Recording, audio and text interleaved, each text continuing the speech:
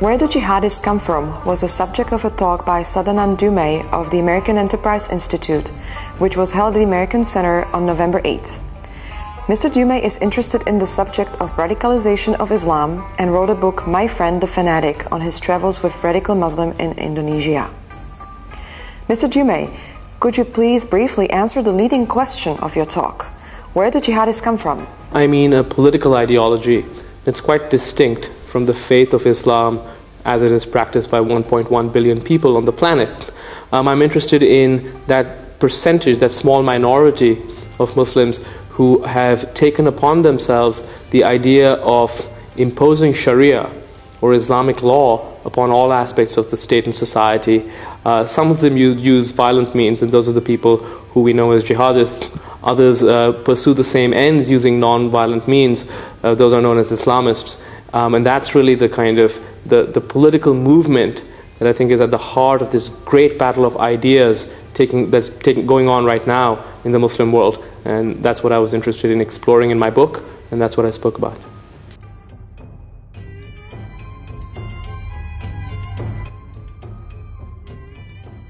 I think the biggest myth out there is that somehow it's some kind of byproduct of poverty.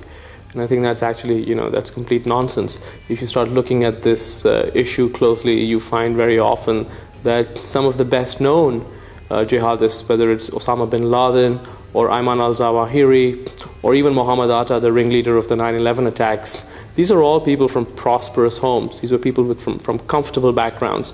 They were well educated. They were certainly way above the average level of material well-being of people in their societies. So the notion that somehow this is being driven by poverty, I think does not stand scrutiny. And so that was one myth that I was very happy to dispel. The other one is a little bit more complex, which is that is militant Islam or Islamism being driven by American foreign policy? Now, I don't say that American foreign policy plays no role. I think to a certain extent, sometimes people can take an instance of American foreign policy or a particular decision, say the Iraq War, and use that to whip up Islamist sentiment. But the key thing that's driving it is neither poverty nor American foreign policy. The key thing that's driving it is this vision of creating a utopia on earth, a utopia of a society that is ordered by what Islamists see as God's laws. And this attempt to bring God's laws and have God's laws order every aspect of the state and society in the 21st century is really at the heart of this movement.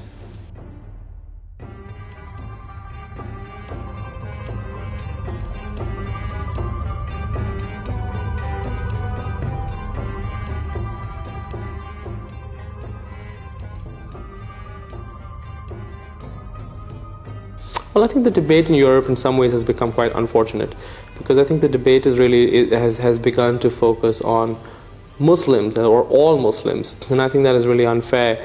I think that there are people of every faith that has its share of radicals, and every faith, the preponderance of people are moderate. So I think the debate in Europe would be more productive if it was not about Muslims per se, whether someone calls themselves a Muslim or not, or whether they happen to pray in a mosque rather than in a church or a synagogue or a temple. It would be a more productive debate if it was a debate about what do they believe. And to the degree that these are Muslims who believe in imposing Sharia upon European societies, I think that there's a very good reason to be concerned. But to the degree that these are people who are simply getting on with their lives just like any other citizens or just like any other immigrants, I think it's unfair to single them out. That said, I think that some of these concerns are driven by the fact that in many European countries, including the Netherlands and Britain, the leadership of the Muslim community, unfortunately, has often been hijacked by radical Islamists. And because the leadership of these organizations that claim to represent immigrant Muslims tend to be sort of fronted very often by radical Islamists, I think this has kind of deepened some of the suspicions that we're seeing in European society.